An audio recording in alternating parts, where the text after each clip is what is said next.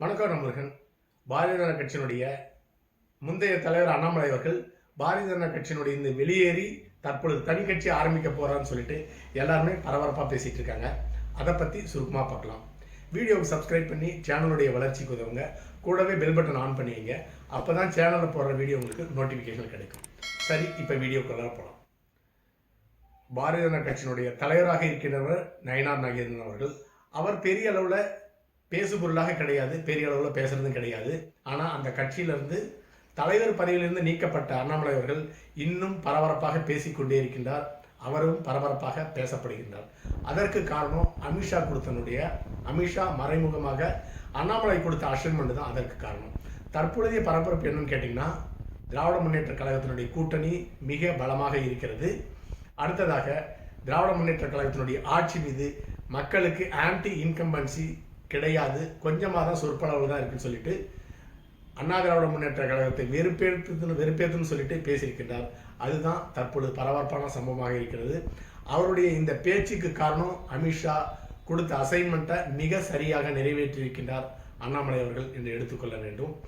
அடுத்ததாக பாரதிய ஜனதா கட்சிக்கு எதிராக பேச வேண்டும் அப்படிங்கிறது அண்ணா திராவிட முன்னேற்ற கழகத்தினுடைய சேர்ந்த கட்சியினுடைய தலைவர்களுக்கோ தொண்டர்களுக்கோ அவர்களுடைய நோக்கம் கிடையாது. அண்ணாமலை வெறுப்பேற்றுறாரு, அதற்கு எதிர்வினை ஆற்றுகிறார்கள் அண்ணா திராவிட முன்னேற்ற கழகத்தை சேர்ந்தவர்கள். அடுத்ததாக தற்குறி எடப்பாடி பழனிசாமி அவர்களை முதலமைச்சர் வேட்பாளராக நாங்கள் தேர்வு செய்ய மாட்டோம்னு சொல்லிட்டு ஒரு மாதம் கூட ஆகல அண்ணாமலை பேசி தற்பொழுது அண்ணன் எடப்பாடி பழனிசாமி அவர்களை 2026 சட்டமன்ற தேர்தலில் வெற்றி பெற்று முதலமைச்சர் வேட்பாளராக்கும்னு சொல்லிட்டு அண்ணாமலை பேசியிருக்கிறார். இந்த ஒரு மாசத்துக்குள்ளாலேயே 2 விதமான பேச்சை மாற்றி மாற்றி பேசியிருக்கின்றார். அதற்கு காரணமும் அமித்ஷா கொடுத்த அசைன்மெண்ட் தான் அதற்கு காரணம். 2026 சட்டமன்ற தேர்தலில் பாரதிய ஜனதா கட்சியுடன் அண்ணா திராவிட முன்னேற்ற கழகம் கூட்டணி வைக்க வேண்டும் என்றால் அந்த கட்சியினுடைய தலைவர் பதவியில் இருக்கிற அண்ணாமலை மாற்றிவிட்டு புதிய தலைவரை தேர்ந்தெடுக்குன்னு சொல்லிட்டு அண்ணா திராவிட முன்னேற்ற கழகம் வைத்த அழுத்தம் தான் அண்ணாமலை மாற்றப்பட்டு தற்பொழுது அந்த கட்சியினுடைய தலைவராக நயினார் நாகேந்திரன் அவர்கள் தேர்ந்தெடுக்கப்பட்டிருக்கின்றார். தலைவர் தான் மாறியிருக்கார் ஒழிய அந்த கட்சியினுடைய மனநிலையில எந்த விதமான மாற்றம் கிடையாது. முதல்ல அண்ணா திராவிட முன்னேற்ற கழகத்தினுடைய தலைவர் பொதுச் செயலாளர் அவர்களை தற்கூரி எடப்பாடி பழனிசாமி அப்படின்னு சொல்லிட்டு விமர்சித்திருந்தாரு. எடப்பாடி பழனிசாமி அவர்களை அண்ணாமலை அவர்கள் இப்ப என்ன பேசியிருக்காருன்னு கேட்டீங்கன்னா, அண்ணா திராவிட முன்னேற்ற கழகத்தையும் அதனுடைய தலைமையும் விமர்சிப்பதற்கு பதிலாக திராவிட முன்னேற்ற கழகத்தினுடைய கூட்டணி பலமான கூட்டணியாக இருக்கிறது, அந்த ஆட்சி மீது மக்களுக்கு வெறுப்பு கிடையாது அப்படின்னு சொல்லிட்டு பேசியிருக்கார். 2 பேச்சுமே ஒன்றுதான் எடுத்துக்கொள்ள வேண்டும். அதன் அடிப்படையில் தான் அவருக்கு கொடுத்த அசைன்மெண்ட்டை மிக சரியாக நிறைவேற்றியிருக்கின்றார் அண்ணாமலை அவர்கள். அடுத்ததாக அண்ணா திராவிட முன்னேற்ற கழகத்தினுடைய தலைமை மீது 6 வழி தாக்குதல் நடத்தியிருக்கிறது பாரதிய ஜனதா கட்சி, அதாவது எடப்பாடி பழனிசாமி மீது. என்ன அப்படின்னு பாத்தீங்கன்னா,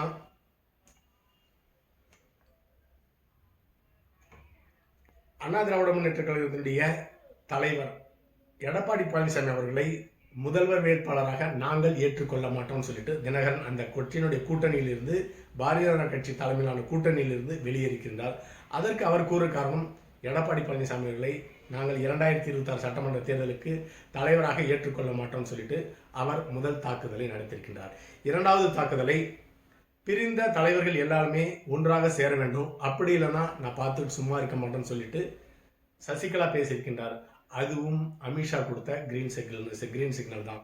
3வதாக அண்ணா திராவிட முன்னேற்ற கழகத்தால் 3 முறை முதலமைச்சராக தேர்ந்தெடுக்கப்பட்ட OPS அவர்கள் அண்ணா திராவிட முன்னேற்ற கழகத்தினுடைய பரம எதிரியான திராவிட முன்னேற்ற கழகத்தினுடைய தலைவர் ஸ்டாலினை அவரை வீட்டில்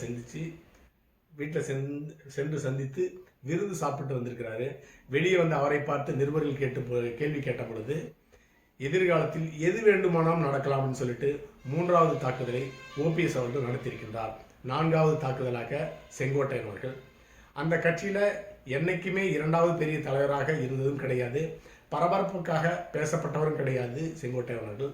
அப்படிப்பட்ட செங்கோட்டையன் பாரதிய ஜனதா கட்சி கொடுத்த அழுத்தத்தின் காரணமாக, அமித்ஷா கொடுத்த தைரியத்தின் காரணமாக அண்ணா திராவிட முன்னேற்ற கழகத்தினுடைய தலைவராக இருக்கின்ற எடப்பாடி பழனிசாமியை எதிர்த்து பரபரப்பாக அரசியல் செய்து கொண்டிருக்கின்றார். அதுவும் பாரதிய ஜனதா கட்சி செங்கோட்டையனுக்கு கொடுத்த அசைன்மெண்ட் எடுத்துக்கொள்ள வேண்டும். அடுத்ததாக திராவிட முன்னேற்ற கழகம். திராவிட முன்னேற்ற கழகம் என்ன சொல்றாங்கன்னு கேட்டீங்கன்னா, ஒரு பலமான தலைமையாக அண்ணா திராவிட முன்னேற்ற கழகம் கிடையாது. பாரதிய ஜனதா கட்சியினுடைய தலைமையில் தான் அண்ணா திராவிட முன்னேற்ற கழகம் இயங்கிக் கொண்டிருக்கிறது. அதனாலதான் அண்ணா திராவிட முன்னேற்ற கழகத்தில் இருக்கின்ற தலைவர்கள் எல்லாம் ஒன்று சேர்த்து அந்த கட்சியை இணைக்க வேண்டும் சொல்லிட்டு பாரதிய ஜனதா கட்சியினுடைய தலைமையகத்திற்கு, அதாவது டெல்லிக்கு சென்று செங்கோட்டையன் அமித்ஷாவை சந்தித்து வந்திருக்கிறேன்னு சொல்லிட்டு திராவிட முன்னேற்ற கழகம் இன்னொரு பக்கம் எடப்பாடிக்கு எதிராக தாக்குதல் நடத்தி கொண்டிருக்கிறது. இந்த சமயத்தில் தான் பாரதிய ஜனதா கட்சியினுடைய முன்னாள் தலைவர் அண்ணாமலை அவர்கள் திராவிட முன்னேற்ற கழகத்தினுடைய கூட்டணி பலமாக இருக்கின்றது, ஆட்சியின் மீது மக்களுக்கு வெறுப்பு இல்லைன்னு சொல்லிட்டு அவர் பங்குக்கு அதிமுகவை மறைமுகமாக எதிர்த்து கொண்டிருக்கிறார். இப்படி அண்ணா திராவிட முன்னேற்ற கழகத்தினுடைய ஒற்றை தலைமை எடப்பாடி பழனிசாமியில பலமாக இருந்து கொண்டிருக்கிறது. அதை 6 முனை தாக்குதலாக அமித்ஷா நடத்தி கொண்டிருக்கின்றார். இது எல்லா தாக்குதலுக்கும் காரணம் பின்புலம் அமித்ஷா அவர்கள் தான். அதற்கு காரணம் கடந்த காலத்தில் அண்ணா திராவிட முன்னேற்ற கழகத்தை பலவீனமாக்குன்னு சொல்லிட்டு பாரதிய ஜனதா அமித்ஷா எடுத்த முடிவுகள் எல்லாமே தோல்வி அடைந்து விட்டது. இப்ப கூட இருந்தே குளிபெரிக்கலாம் அப்படிங்கிறதுனால கூட்டணியில் அண்ணா திராவிட முன்னேற்ற கழகத்தை சேர்த்து கொண்டு அந்த கட்சியை அழிக்கிற வேலையில அமித்ஷா அவர்கள் ஈடுபட்டு கொண்டிருக்கின்றார்.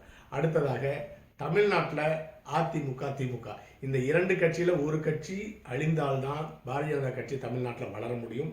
அதுதான் இயற்கையும் கூட. திராவிட முன்னேற்ற கழகத்தை அழிக்க முடியாது. வேணா வீழ்ச்சி அடைய செய்யலாம், ஒட்டுமொத்தமாக அழிக்க முடியாது. ஏன்னா அந்த குடும்ப உறுப்பினர்கள் தொடர்ச்சியாக வாரிசாக இருந்து கொண்டே இருக்கிறார்கள். அதனால திராவிட முன்னேற்ற கழகத்திற்கு எந்த விதமான பயமும் கிடையாது, பின்னடைவும் கிடையாது. ஆனால் திராவிட முன்னேற்ற கழகத்திற்கு தற்பொழுது பலமான ஒற்றை தலைமையாக இருப்பவர் எடப்பாடி பழனிசாமி அவர்கள். அவரை அந்த பதவியிலிருந்து தூக்கணும், மட்டம் தட்டணும். இந்த வேலையை தான் பாரதிய ஜனதா கட்சி அமித்ஷா செய்து கொண்டிருக்கின்றார். அதுதான் 6 முனை தாக்குதல் சொல்லியிருந்தது. இப்பொழுது அதை தான் செய்து கொண்டிருக்கிறது பாரதிய ஜனதா கட்சி. அண்ணா திராவிட முன்னேற்ற கழகத்தினுடைய அண்ணா திராவிட முன்னேற்ற கழகத்தை இந்த 2026 சட்டமன்ற தேர்தலுக்கு தோற்கடிக்க வேண்டும் அப்படிங்கிறது தான் அமித்ஷாவுடைய மறைமுக திட்டமாக இருக்கின்றது. அடுத்ததாக பரபரப்புக்கு பஞ்சம் இல்லாத அண்ணாமலை அவர்கள். அண்ணாமலை எப்பொழுதும் தன்னை பரபரப்பாக வைத்துக் கொண்டே இருக்க வேண்டும் அப்படின்னு நினைக்கிறவர். அதுதான் உண்மையும் கூட. கடந்த காலத்தில் அது சம்பந்தமான 100 வகையான எடுத்துக்காட்டில் சொல்லலாம். தற்பொழுது ஒரே ஒரு எடுத்துக்காட்டை உங்களுக்காக சொல்கிறேன். என்னன்னு கேட்டிங்கன்னா, ஐஐடி மாணவி சம்பந்தப்பட்ட பாலியல் வழக்கில் திராவிட முன்னேற்ற கழகத்தை சேர்ந்த மூத்த அமைச்சருக்கு தொடர்பு இருக்கிறது. எஃப்ஐஆரில் அவருடைய பெயர் சேர்க்கப்படவில்லை. இன்னும் 10 நாள் டைம் தர, அந்த 10 நாட்களுக்குள்ளார அந்த மூத்த திராவிட முன்னேற்ற கழகத்தினுடைய அமைச்சர் பெயரை எஃப்ஐஆரில் சேர்க்கிறேன்னா பொது வழியில் ஊடகங்களை கூப்பிட்டு அந்த அமைச்சர் யார் என்று நான் வெளியிடுவேன்னு சொல்லிட்டு பரபரப்பாக பேசியிருந்தார். அவர் பேசி 2 மாதம் ஆச்சு, இன்னும் அந்த பெயரை வெளியிடவில்லை. அது பரபரப்பாக பேசணும், அன்னைக்கு பேசப்படணும் அப்படிங்கிறது தான் அண்ணாமலையினுடைய நோக்கம். அப்படிதான் இப்பொழுது பரபரப்பாக பேசியிருக்காரு. அண்ணா திராவிட முன்னேற்ற கழகத்தை மட்டம் தட்டுவதற்கு பதிலாக திராவிட முன்னேற்ற கழகத்தை பாராட்டி கூட்டணி பலமாக இருக்கிறது, ஆன்டி இன்கம்பன்சி ஆட்சிக்கு எதிராக இல்லைன்னு சொல்லிட்டு பேசியிருக்கிறாரு. அடுத்ததாக செங்கோட்டையன் அவர்கள் ஏற்கனவே கூறியதைப் போல தலைமைக்கு எதிராக போர்க்கொடி தூக்குவர்கள் கிடையாது. யார் அவர் தூண்டிவிட்டார்களோ தெரியாது. அவர் எடப்பாடிக்கு எதிராக, அதிமுக எதிராக பேச ஆரம்பித்திருக்கிறார். இப்ப பேசிட்டு அவருக்கு தூண்டிவிட்டவர்கள் எல்லாம் எங்க ஓடி போனாங்கன்னே தெரியல. முக்கியமாக தூண்டிவிட்டது அமித்ஷா அவர்கள். அதனாலதான் எந்த தைரியத்துல தலைமையை எதிர்த்து அண்ணா திராவிட முன்னேற்ற கழகத்தினுடைய தலைமையை எதிர்த்து டெல்லிக்கு சென்று அமித்ஷாயும் நிர்மலா சீதாராமன் சந்திச்சுட்டு வந்திருக்கிறதா சொல்லியிருக்கிறாரு. அவர் இனி எதிர்காலத்தில் அண்ணா திராவிட முன்னேற்ற கழகத்தில் ஒரு செல்லா காசாக தூக்கி எறியப்படுவார் அப்படிங்கிறது தான் உண்மை. அடுத்ததாக அண்ணாமலை பாரதிய ஜனதா கட்சியிலிருந்து வெளியேறி தனி கட்சி ஆரம்பிப்பார் அப்படின்னு சொல்லிட்டு எல்லாருமே பலமா பேசிட்டு இருக்காங்க. ஏன்னு கேட்டீங்கன்னா, நயினார் நாகேந்திரனுக்கு எதிராக பேசுகிறார், பாரதிய ஜனதா கட்சியை காட்டி கொடுக்கிறாரு, திராவிட முன்னேற்ற கழகத்தை பாராட்டி பேசுறாரு. இது எல்லாமே அண்ணாமலை விரைவாக பாரதிய ஜனதா கட்சியிலிருந்து வெளியேறுவதற்கான சமிக்கை அப்படின்னு சொல்லிட்டு எல்லாருமே பேசிட்டு இருக்காங்க. அது உண்மை கிடையாது. 100கணக்கான கோடி ரூபாய் செலவு செய்து ஒரு ஐபிஎஸ் ஆபீசரை ராஜினாமா செய்ய வச்சு எல்லா ஊடகங்களையும் அவரை நோக்கியே பார்க்க வைத்து பேச வைத்து அவரை முன்னிலைப்படுத்தி ஒரு 4 வருஷமா பாரதிய ஜனதா கட்சியை வளர்த்தார் அண்ணாமலை. அவரும் வளர்ந்திருக்கின்றார். இந்த சமயத்துல பாரதிய ஜனதா கட்சியிலிருந்து வெளியேறி தனி கட்சி ஆரம்பிச்சா அமித்ஷாவோ பாரதிய ஜனதா கட்சியோ RSSஓ விட்டு வைக்காது. நூற்றுக்கணக்கான கேஸை போட்டு ஜெயிலில் தள்ளிடுவாங்க, ஆயுசுக்கு வெளியேற முடியாது. அது அண்ணாமலைக்கும் தெரியும். இப்பொழுது அண்ணாமலை செய்கின்ற அனைத்து அரசியல் நடவடிக்கை காரணம் பின்புலம் அமித்ஷா அப்படிங்கிறதுல எந்த விதமான சந்தேகம் இருக்க முடியாது. அதனால அண்ணாமலை பாரதிய ஜனதா கட்சியிலிருந்து வெளியேறவும் மாட்டார், தனி கட்சியும் ஆரம்பிக்க மாட்டார். அடுத்த பதிவில் சந்திக்கலாம். நன்றி.